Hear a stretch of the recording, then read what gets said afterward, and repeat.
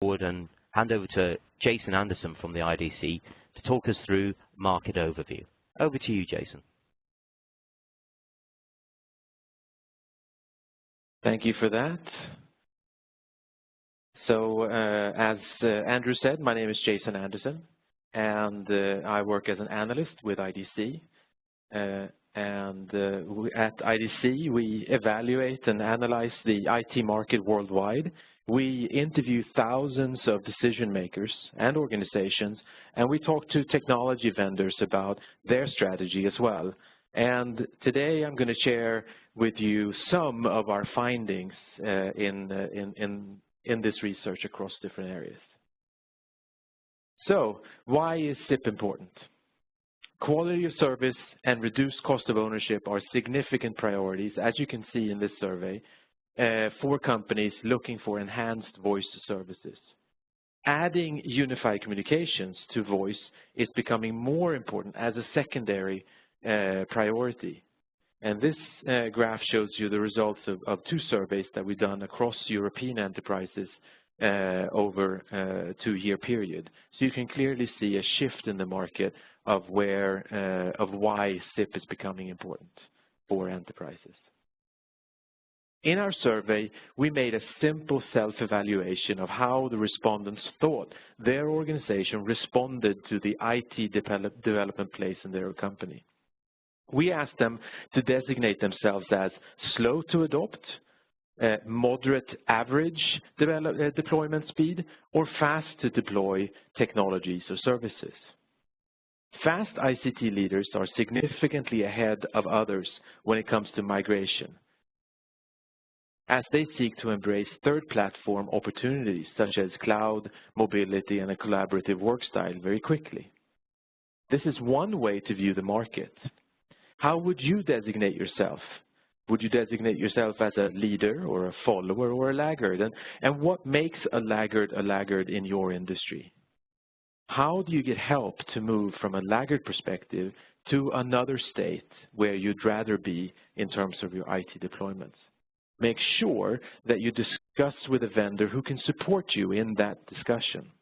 And when it comes to SIP deployments, as you can see here, we see that leaders are more prone to invest in SIP technologies. They are also more likely to use mobile and collaborative solutions. In many cases, these solutions connect via SIP to the network. When looking at vertical industries and company size, business services are on average more likely to use SIP technologies, together with manufacturing and finance. So if you belong to these industries and have not considered SIP technologies to enable networking or new ways of collaboration, etc., then the likelihood is that your competitors are investing in it. Larger organizations tend to focus on centralized solutions and not only focus on individual countries. Cloud can be one component that supports this shift compared with local SIP trunk solutions. It is important that you talk to providers that can have this discussion with you. If you are a global or even a regional organization, you need to see what meets your needs, either centralized or localized solutions. As you can see in this graph, there is a dramatic increase in outgoing traffic volume going over virtual private networks, VPN, as well as SIP trunks, as companies aim for cost efficiencies and business value benefits such as unified communications, as you saw in my introductory slide. There simultaneously is a huge reduction in traditional trunks, PSTN and ISDN call volumes, as outgoing calls move to IP and mobile. Clearly, digital technologies using SIP and mobile is growing between our two survey years, as you can see clearly in this graph with the different arrows. SIP is used across all vertical segments. Business services are again most positive, and that can be due to the nature of the business, how the business is organized. But clearly, finance and manufacturing are fast followers to using SIP for their outgoing traffic. as you can see here. And when looking at traffic estimates, the reason for the dip in the large segment is the use of centralization opportunities where sites can rely on a central access point with SIP technology and allow traffic over a wide network rather than local trunk access solutions. It is no news to anyone that we are in an age of computing evolution. It's hard to imagine that where we are today could present larger evolutions than what has come before. This chart depicts the evolution that we as IDC use to discuss the state of the computing environment today. We are in what is called the third platform, where the computing platforms of today, the third platform presents an acceleration based on many technologies and computing trends coming together in an environment of enablement and usage models that are impacting all of our lives, professionally as well as personally. The third platform is built on 4 pillars. Cloud as the architecture and business model, business development, big data and analytics to get a better understanding of what we do and how customers enjoy our products and services. Big data, because it is large volumes of data or even high velocity of data from real-time systems. The third pillar being social business, which includes not only the area of social networking, but also areas such as open source technologies, crowdfunding, etc. Mobility as the primary experience to access our cloud-based applications. The shift from the first platform is evident, going from custom-built applications used by a limited number of users to the second platform where most of our organization's IT solutions live. We saw new business models coming from the second platform based on software licenses with the right to use and many more users using IT technology. The third platform has changed all that again. Software as a service has changed how we buy software, only paying for what we use. Mobility has enabled many more users and a lot more and smaller apps. The third platform is the foundation for digital transformation. And now we see how technologies that are built on these pillars accelerate innovation in organizations. These accelerators are speeding up digital transformation. There's a clear adoption of third platform pillars, as you can see in this graph, except for enterprise social networking. With cloud services overtaking security as the most important activity, you see unified communication and collaboration as a third platform enable increases in importance.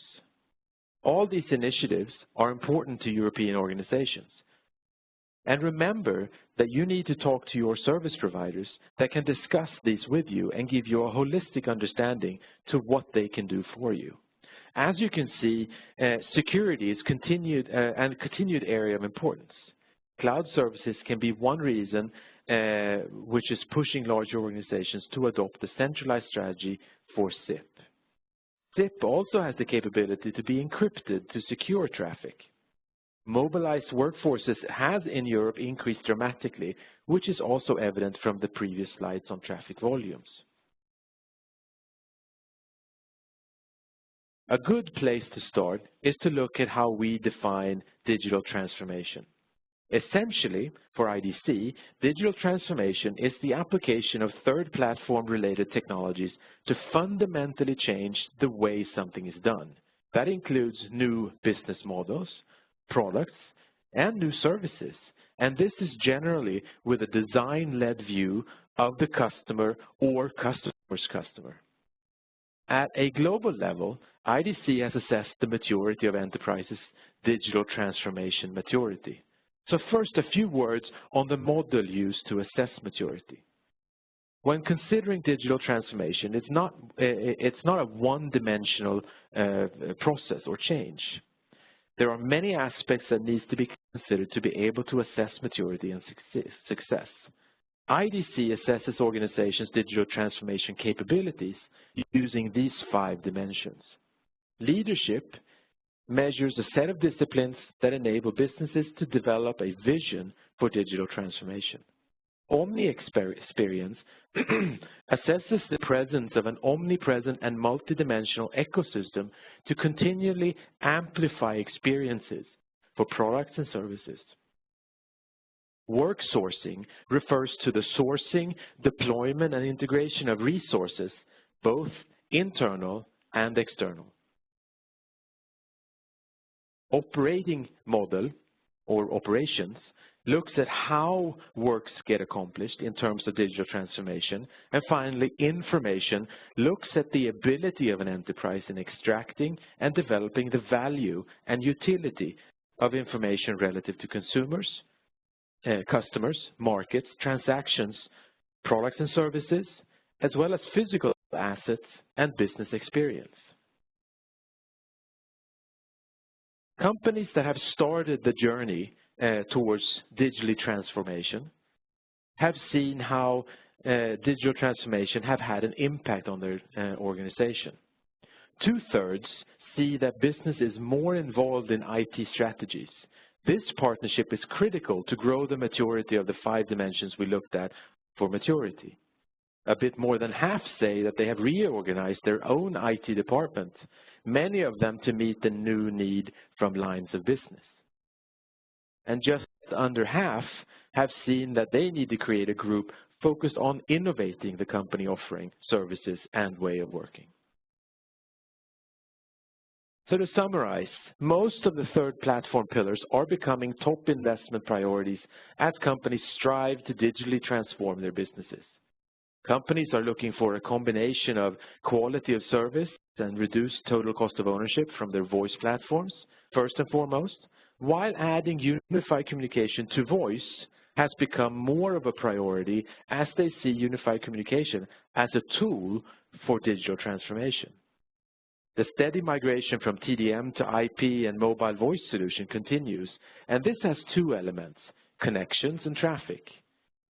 TDM connections are migrating at a slower pace as they also can deliver broadband services, while traffic is moving more quickly to IP. There will be a surge in adoption of IP voice services beyond PC-based voice over IP in the coming year, and this surge will include hosted voice over IP services as companies now are buying into this concept while looking for total cost of ownership reductions and business value. So to end with some guidance for you, review your current voice bill and consider future needs. Are there mergers or acquisitions planned, seasonal changes or regional expansions in sight? What will be the usage by hour or season and location? And can you expect changes in customer service that would result in an expansion in inbound and outbound calls? Coordinate your SIP trunk deployments with equipment upgrades. What are your current voice platforms? Are you planning to replace any older PBX technology? Will you be upgrading outbound communications, video conferencing or customer care to multimedia?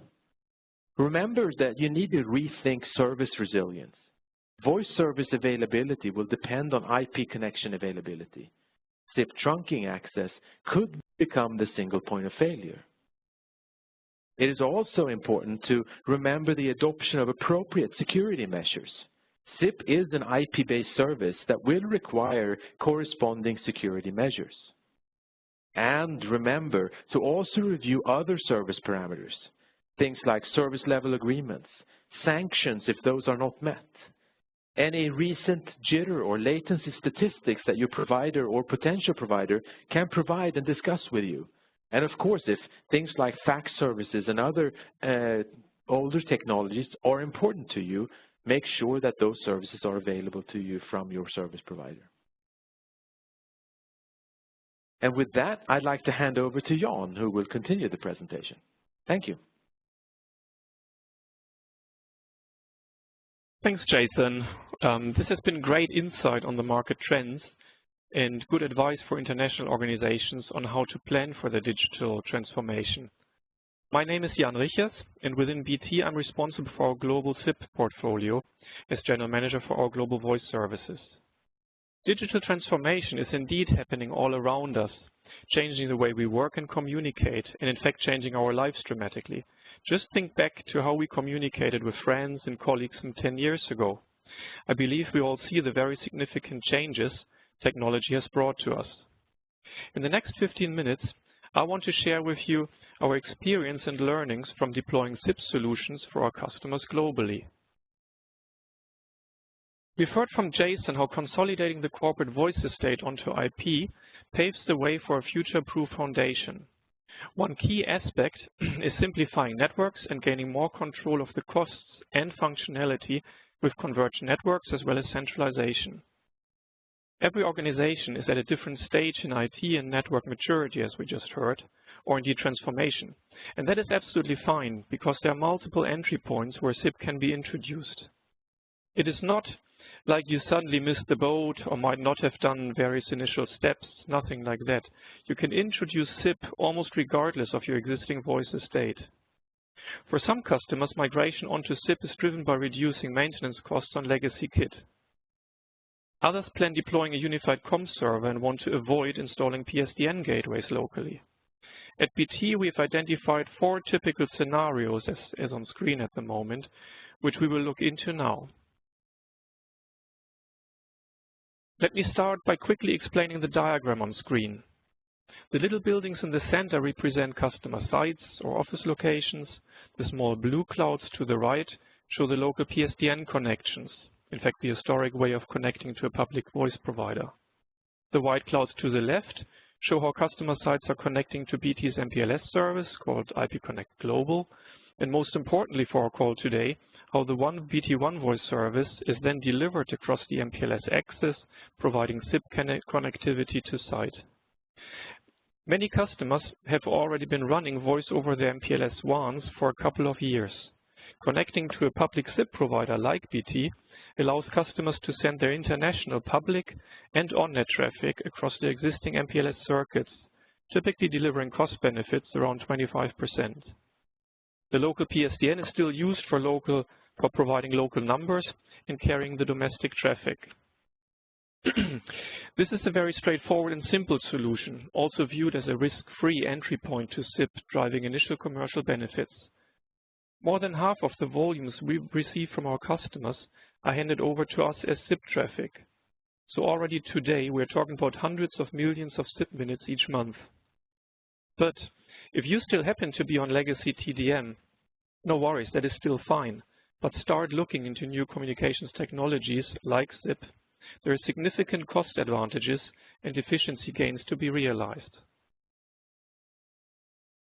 So now coming back to our 4 typical SIP scenarios. In this first scenario, we work with many multinational clients who plan to benefit from SIP trunking, being able to completely replace the legacy PSTN today. So the blue boxes on the right are now gone on screen. These customers want to upgrade the voice connectivity into their various global locations, and they're looking for a side-by-side replacement of local PSTN access with SIP trunking. So they've already swapped out their legacy PBXs with IP call managers, or are just in the middle of that program. Within their office locations, they've moved their on-site voice communications onto their LAN, turning voice calls into IP traffic, and they are mostly using IP phones in the office. If these customers would send their voice traffic into the local PSTN as previously, they would need to deploy voice cards or local gateways. To avoid those costs and the complexity, they're looking for a SIP trunking deployment, avoiding the need for such voice cards or gateways. Today's SIP trunking service offers the ability to disconnect from the local PSTN, as all voice requirements can be delivered across these SIP trunks. All types of outgoing, incoming calls can be routed across SIP trunks nowadays. So customers are able to remove all PSTN lines and associated hardware and maintenance costs. So how relevant is that trend for our customers? Today, 80% of our new voice contracts and orders are for deploying SIP trunking as a full PSTN replacement. No surprise that TDM is not playing a key role anymore, but even the use of SIP as a secondary route just for international and on-net traffic has almost disappeared on new business. The vast majority of new contracts is focused on replacing the PSTN with SIP trunking. A perfect example of this first scenario is the deployment we have done with the EU institutions, providing a SIP solutions across Europe for them. SIP trunking has been deployed for various of their institutions, and the contract covers 3 countries today. SIP trunks have been delivered into various sites locally, and this deployment carries millions of minutes each month today, fully replacing the PSTN. So if you have substantial costs on PSTN access lines, legacy kit, or maintenance contracts, this is one area to dive into for cost reductions. Now let's zoom into the second scenario and how it differs from what we have looked at this far. Checking my screen here. The second scenario is all about consolidating and centralizing the voice estate. Increasingly, customers centralize their call managers or deploy central unified comm servers on a hub site or within a data center, providing voice services to employees across various sites. SIP trunking supports this consolidation perfectly well, as customers can connect their central site with a single SIP trunk, then using their LAN WAN infrastructure to provide connectivity to their employees remotely. Huge commercial benefits can be realized as the whole PBX estate can be consolidated, reducing kit costs and often, even more importantly, knocking down maintenance costs. BT's SIP trunking services deliver additional benefits. Through the centralized design, our customers can pool their SIP channels so that they do not need to plan for the exact amount of channels required per site, but simply buy an amount of channels for their main site. These channels can then be used in a flexible way across the various office locations, which could well be in different countries. So just to give you a quick example, through connecting your main site with BT One Voice SIP, you don't need to capacity plan for your voice demand or your offices in, say, France, Netherlands, Germany, and Ireland. You simply buy, say, 700 channels and then use them across those 4 countries and maybe your 27 offices as need be. So it takes away a lot of the overhead for designing, monitoring, managing the capacity across your voice estate. Centralizing your voice estate also improves the control and management significantly, as we just touched upon, addressing the challenge of running disparate legacy networks. One example is the transparency you gain into your voice costs, where previously budgets and supply arrangements were held locally. And just to be clear, when mentioning a single SIP trunk into a central location for this scenario, in most cases we deploy these in a fully resilient design, meaning that we have at least 2 separate trunks running into 2 separate data centers for our customers. The benefits of such a centralized SIP design are well recognized and appreciated by most of our customers. Our global SIP deployment with the Zurich Insurances Group, providing service to them in 49 countries worldwide, is a perfect example of such a centralized design, serving whole regions for our customers. And I'm very pleased about Robert Dickey's statement, appreciating working with us and recognizing the competence and benefits we bring to the table.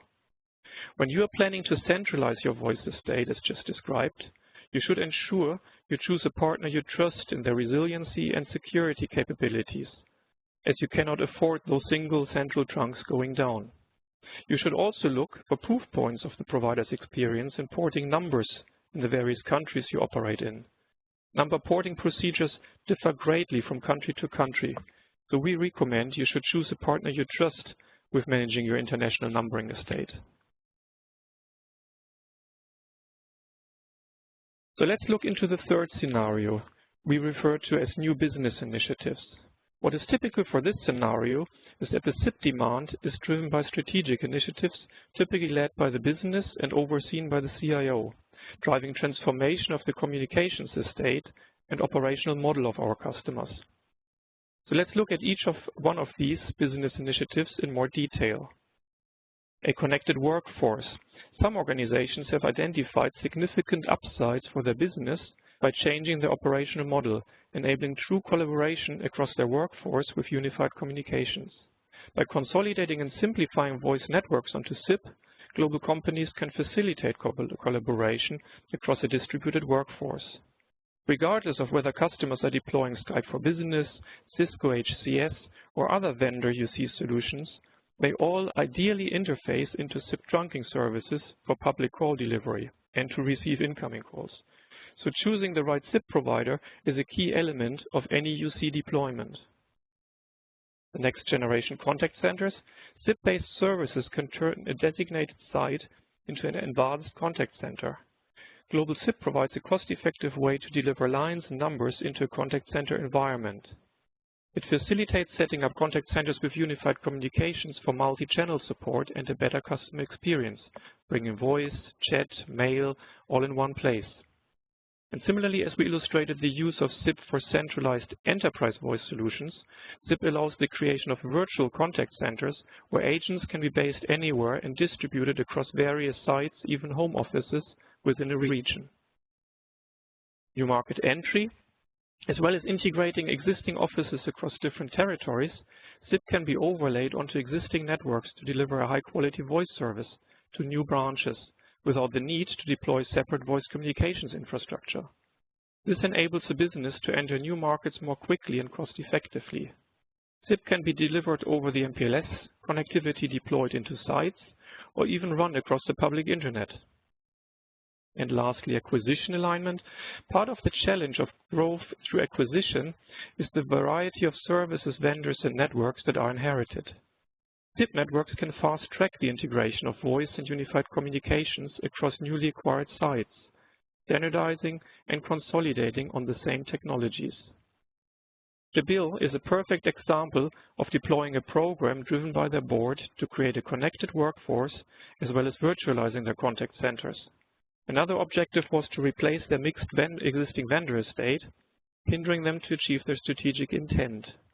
Jabil wanted a single standard global platform for consistent service regardless of location.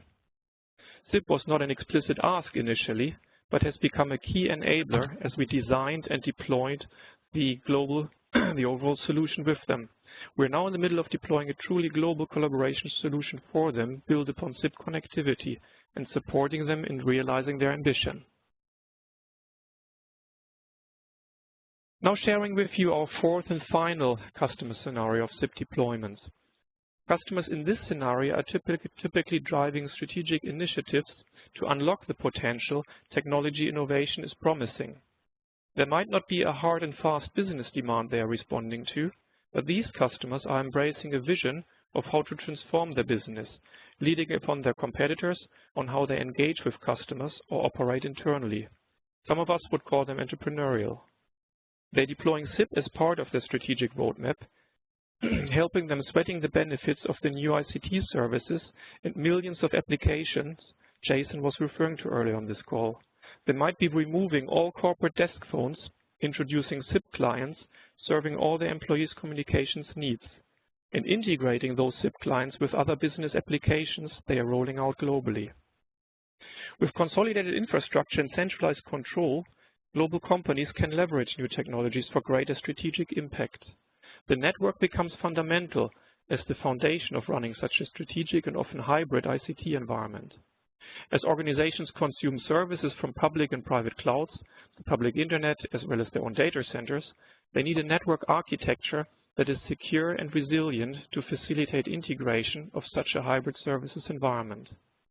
There are a couple of typical objectives when driving these strategic initiatives. Having consolidated and simplified their networks, many global companies want to leverage new ICT platforms to give the business the scale and flexibility it needs to compete effectively. They want hosted cloud solutions that are secure and flexible enough to support diverse business needs. And as organizations pursue hybrid cloud strategies, the best way to guarantee service and security is to have a single end-to-end global network that can prioritize applications, manage access to data, and optimize performance across the network. Global companies are on a journey to become digital businesses, joined-up enterprises with the scale and flexibility to interact more closely with a global customer base. Global WAN networks are fundamental to achieving this. Panalpina is a great example, driving a strategic initiative transforming their global communications estate. They aim to become the most customer-focused global provider of freight forwarding and logistics solutions, and we are proud to support them in achieving their ambition.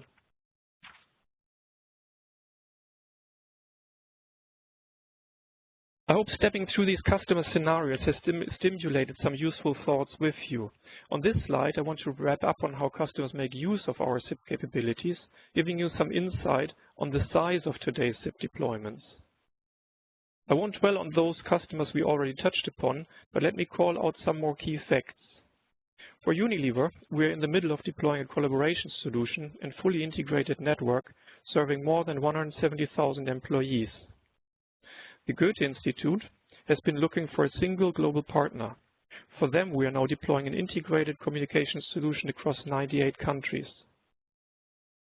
And with Anglo-Americans operations and activities spanning Southern Africa, South America, Australia, North America, Asia, and Europe, the challenge was to bring together their remote operations so it could truly leverage its global scale. BT has been chosen to consolidate the communications platforms across the 6 continents they operate in, with One Voice SIP trunking providing the voice connectivity across a fully converged network. For one of the leading global travel companies, we've become their global network partner in 140 countries worldwide, transforming the voice estate wherever reasonable savings can be generated. All of the above customers have chosen BT SIP solutions because of the strength and tight interlock with BT's global network infrastructure. When replacing the PSTN with SIP trunking, all of these customers are appreciating the security and resiliency BT can offer across its global network.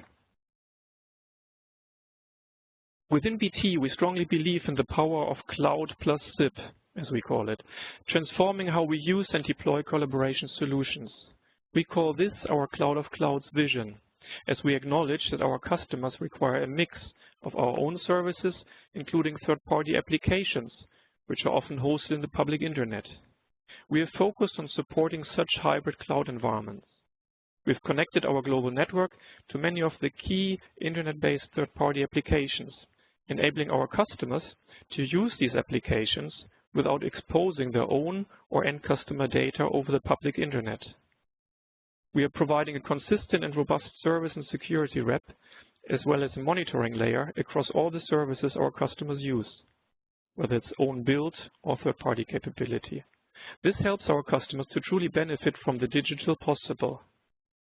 We live in an era of the digital transformation, and SIP trunking is one of the key technologies unlocking the digital possible. Thank you all for taking the time today, and with that, let me hand back to Andrew. Many thanks, Jan, for the valuable insights into BT's experience and learning from deploying SIP solutions to our customers globally. That kind of wraps us towards the end of our webinar. It's been a great experience. Hopefully you've all found that insightful. I think it's now take a chance to ask any questions that may be for Jan and Jason. Fiona. No problem. We've had quite a few questions in, so we'll just take 2 questions now. But if people have a hard stop, we are going to write a blog answering all of the questions that have come in, so don't worry there. So first question, digital transformation is talked about a lot, but is it really an issue in companies? What would you say if I claim that digital transformation is just a new name for things we've been doing for a long time? For Jason. Thank you. Yeah, well, true. The IT environment has been famous for inventing new names for things that we've done, and in a way, you could say that we have done parts of digital transformation before. If we look historically, a few years ago, very much the focus from a digital perspective was on the user experience. There was a lot of focus on usability. We saw a high demand for UX experts, so usability experts. And now the focus has shifted more towards customer experience, so more looking outward. And I would argue that the main change between before was that before, digital transformation took the sort of the beginning of their strategy in digitizing the business. So moving to digital documents and document management systems and digital signatures and more of a digital workplace.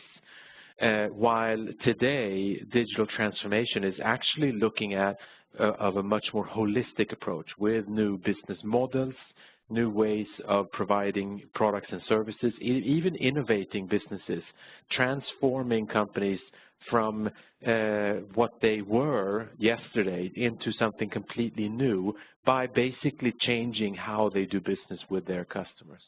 And this would be true both from a consumer perspective or business to consumer, B2C perspective, as well as a B2B perspective. So in a word, yes, we have seen it before, but today the concept is much more broad and goes across the whole enterprise, including the external ecosystem of an enterprise.